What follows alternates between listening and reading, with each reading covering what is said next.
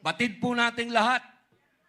Alam nating lahat na naantala yung pagbabago na naumpisahan.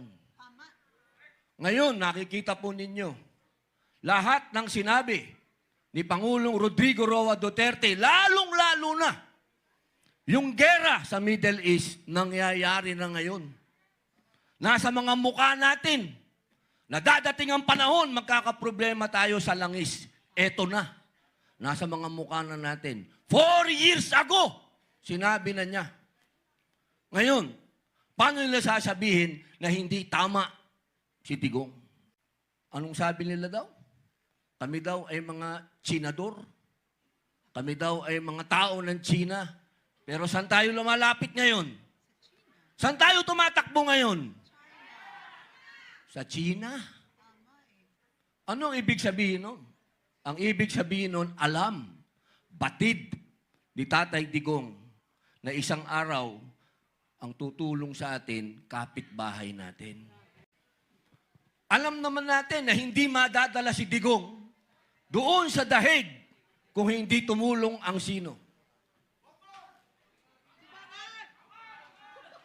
Alam nyo kung Pilipino lang, hindi natin kaya yun. Hindi natin magagawa yun. Kung sino po yung tunay na Pilipino talaga dito, si Digong. Tandaan po natin yun. Kung sino yung parang si Lapu-Lapu na tumindig, kalaban ang mga dayuhan, si Digong yun. Huwag nating kalimutan yun. Kaya sa nadala sa dahig. Dahil siya, sa panahon ngayon, ang bayani, tandaan ninyo. Bayani yan. Dahil maikukumpara nyo yan sa mga una nating bayani, sila Sakay, sa lola ko, kay Gabriela Silang, kila Jose Rizal, ang nakalaban, dayuhan. Kaya itong ginagawa natin, tandaan ninyo, ang binabangga natin dito, kapangyarihan ng dayuhan. Ang itinatayo natin dito, yung pagka-Pilipino natin, tatandaan nyo yan.